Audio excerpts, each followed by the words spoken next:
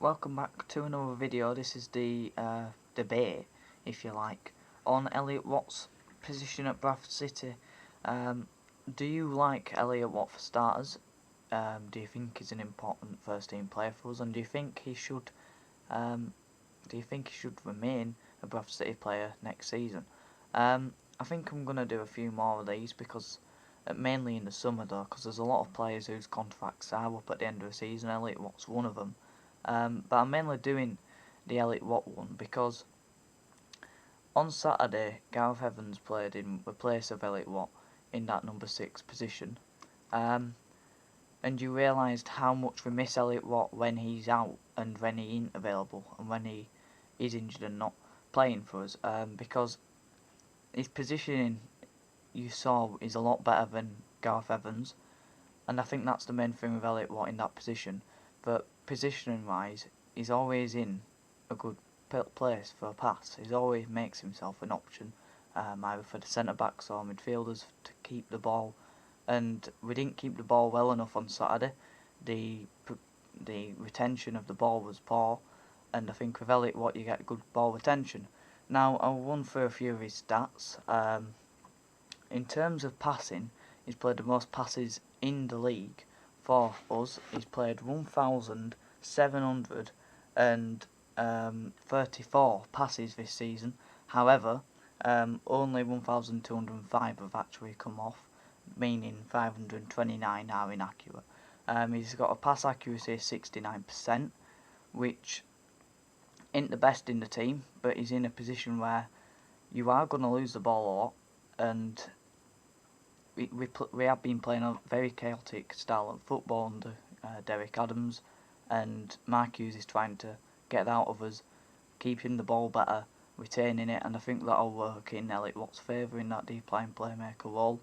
And I can only see him getting better at retaining the ball, and hopefully he has more options for a pass. But I think when you look at Elliot Watt, he prefers to play long passes, whether that's because of the managers, but he does go for them, and sometimes they don't come off, hence the 69% accuracy. But looking at the stats, he's a lot better at passing in his own half than the opposition half, and I think that's expected. Obviously, you should be better in your own half at passing the ball because there ain't going to be as much pressure on you, there ain't going to be as much men around you, and there's not as much expectation to play ball forward and get a chance created.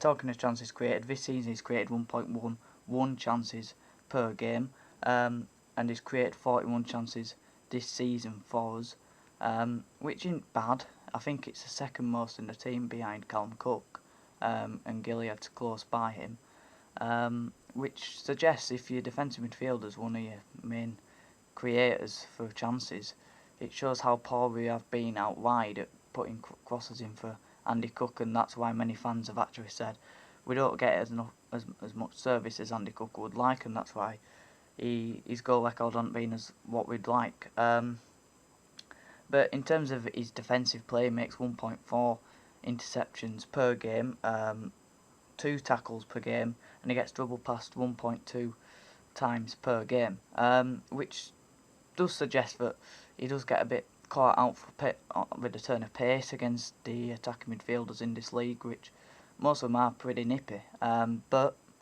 I think defensively in his strongest, as you'd like, but he's just gone 22, so he ain't gonna be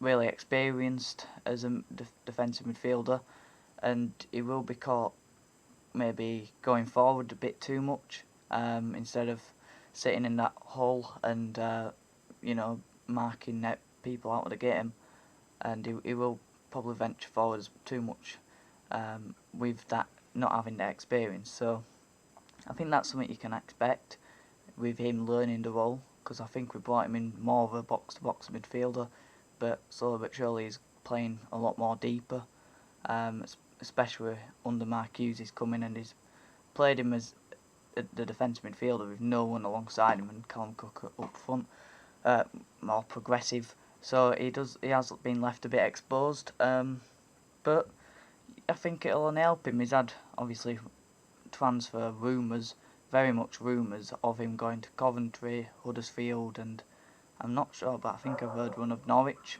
with him being linked there. Um, his contract's up in the summer, and on the contracts, it's disgusting how many players just go for free in the summer from this football club. I know that it happens in League Two a lot, and League One. It's very hard to keep players, but we've got to be a bit on the ball with it. You know, year before, think about contracts, and I know that you've got to fight for your contract, but when you know that there's players like Elliot Watt and your Callum Cooks and your Paddy O'Connors who are youngish, who are hungry and have got many clubs after them, they're just going to go for free. We've let too many players just go for not enough money recently in the last few years of mainly Stephen Woop's tenure, but it also happened under Mark Lawn and Julian Rhodes. So it's something we do need to get a bit ahead of the contracts, because Elliot Watt could be another footballer at this club who goes for naught in the summer, who I'm sure we'd get quite a good sum of money from a Championship club. But that's where I'm going to end it. Let me know your thoughts on Elliot Watt. That's why I've done it, mainly just to get a sense of what the fan base is thinking of Elliot Watt.